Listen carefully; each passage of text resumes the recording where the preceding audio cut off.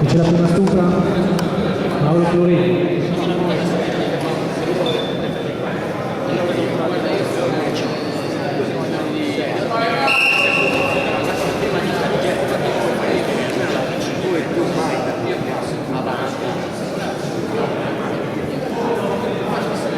Vince la seconda stufa Mauro Florini.